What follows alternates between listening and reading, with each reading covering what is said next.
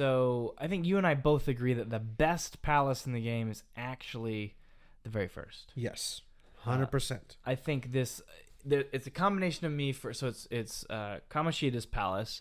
So he is a volleyball coach at the school that you've been transferred to because you were wrongfully accused by a very powerful politician, and you ended up having to transfer schools.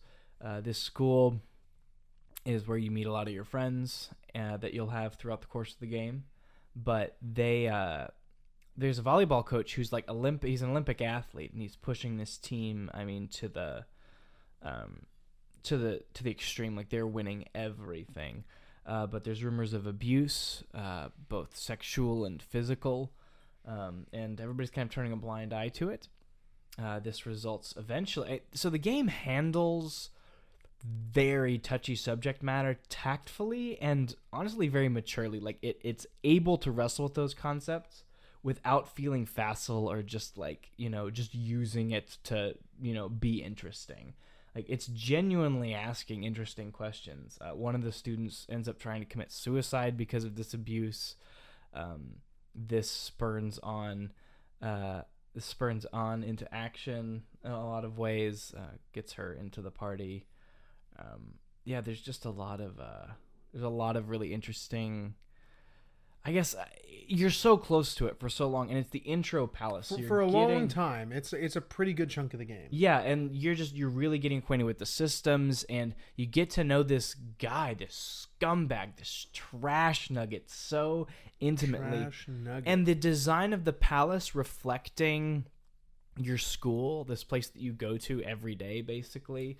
And it's a castle, right? It's this huge castle, and he's in this robe and these pink, like, tighty-whitey, like, it's just really gross, hairy legs, the whole nine yards. Just like Vincent in his boxers. Dude, I can't wait for you to play Catherine. It's so bizarre that game became one of my favorite. Like it's very odd. At least 20, possibly 10. That's crazy.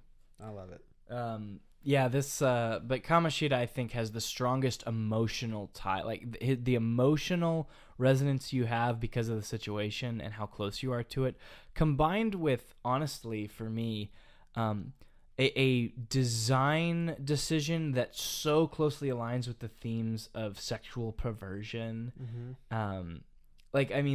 The mini boss guarding the final will seed is straight up just the head of a penis that will explicitly target on in your party to attack her. It's just really consistent in its theming. I just really enjoy it. It's well designed, the art direction, the story pacing, everything. And then you get to his boss encounter, and he's just this massive homunculus of a creature with this huge long tongue and a goblet of, like, full of naked volleyball students. Yeah. Players. He heals himself by consuming them out of this goblet with this massive fork. Like, it's so disgusting, but also so, like, what an image of this cognitive picture of reality. Like, what is going on in this guy's head, like who he believes he is and what the world is for him, that this is just my food. Like, this is just every day to me. Yeah, it's really incredible. I couldn't have imagined a better first impression, not just for this game, but really just first impressions in general. It sets up everything to be so believable, because it's so clear. You know how the sexual perversions are working in his mind and how it holds up. It literally holds up his castle.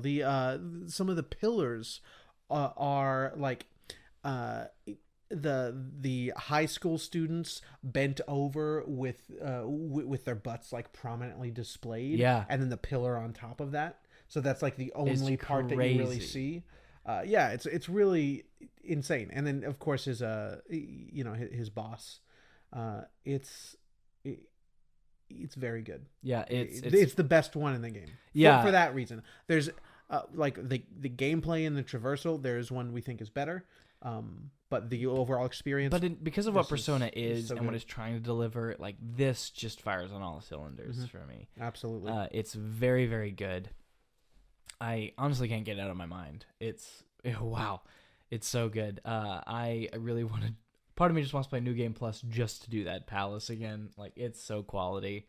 But again, they handle it really tactfully. Like it is a very realistic depiction of that kind of perversion.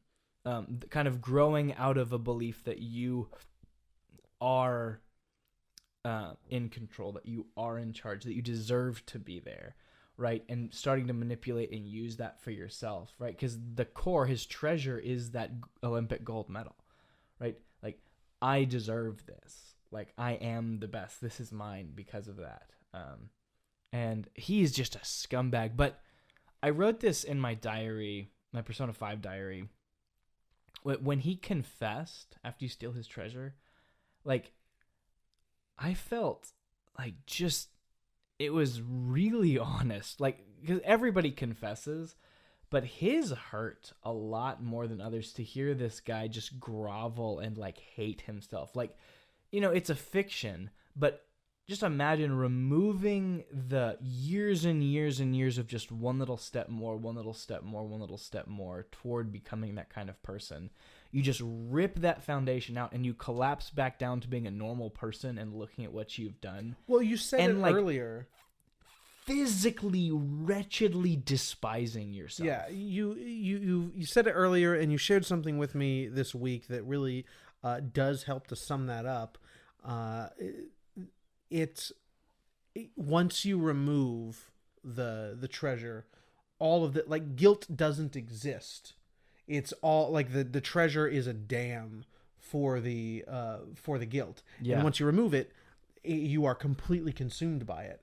And you know, you shared that gif of, like, the blocks being stacked, and there's that, like, this is the internet. Yeah. But there's that one little block in the corner, like some dude in Sweden doing a thankless job. That's the treasure. Once you do that, everything else is guilt. That's the only thing that exists anymore is guilt, and you want to kill yourself. Yeah, and and he asks, like, he wants to kill himself, but then realizes, wait, that would be that would provide less guilt to me, so I need to stick around and be punished. Yeah, and like I've been in a situation, like, in multiple times, like, definitely not to that extreme, but where, like, I do feel that just wretched guilt, like, just all consuming. Like, how am I even a functional human? Like level of hate for yourself.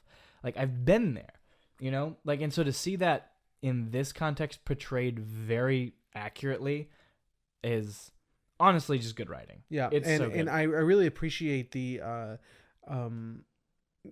the relationship you build with him. Again, the first impression is incredible. All of the with one exception, all of the other targets and the palaces you enter are big criminals. They're larger than life targets, but this is a very intimate target. It's a very prominent figure in your school. Both of the party members you get in the beginning of your game, which become your best friends, they are your best friends and very intimately involved with him.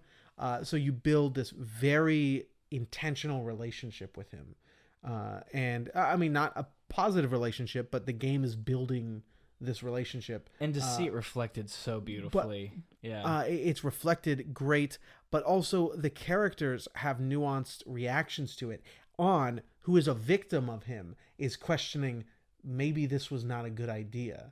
It's really, really great writing, as you said, and that leads really well into, so the neck, if you're done talking about this, sure. is Madarame's palace.